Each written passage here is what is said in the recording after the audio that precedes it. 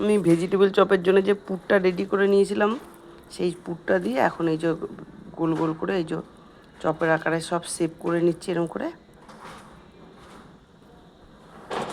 এগুলো সব রেডি করে নিচ্ছি এক এক করে। এই যে এখানে সব একটা একটা করে রেডি হয়েছে। আমার কটা হয় দেখি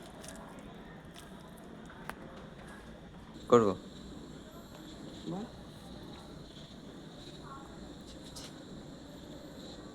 এখন এই যে এইগুলো সব তো তৈরি হয়ে গেছে। আমার কিছুটা ভাজা শুরুও করেছি ওখানে, এই যে শুরু করেছি এটা দেখানোর জন্য, তোমাদেরকে দেখানোর জন্য। এটা এইভাবে এটাকে এরকম বেসনে কোট করলাম।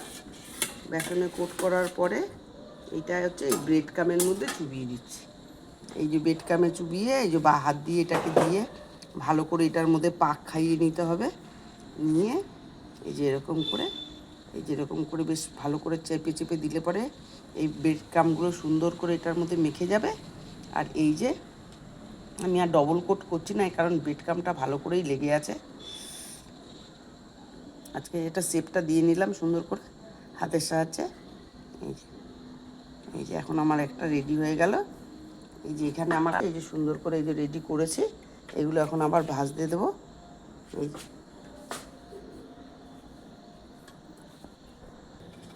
শুনু কেমন হয়েছে একটুখানি বল। এটা দারুণ হয়েছে। হ্যাঁ দারুণ, টেস্টটা ভালো হয়েছে। হ্যাঁ তুই সস দিয়ে খাচ্ছিস তো? হ্যাঁ এই যে সসের সাথেও খাচ্ছে।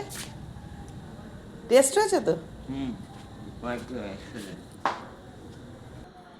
এই যে আমার কতগুলো হলো বলো তো? 1 2 3 4 5 6 7 8 আর শুনু একটা খেয়েছে, 9টা হয়েছে। এই যে দেখো আমার এই যে ভেজিটেবল চপগুলো এরকম দেখতে হয়েছে। ভিডিওটি কেমন লাগলো অবশ্যই কমেন্টে জানাবে। আর ভিডিওটি ভালো লেগে থাকলে লাইক শেয়ার সাবস্ক্রাইব করতে ভুলবে না। আর অবশ্যই একটা কমেন্ট করবে। আজকের মতন টাটা।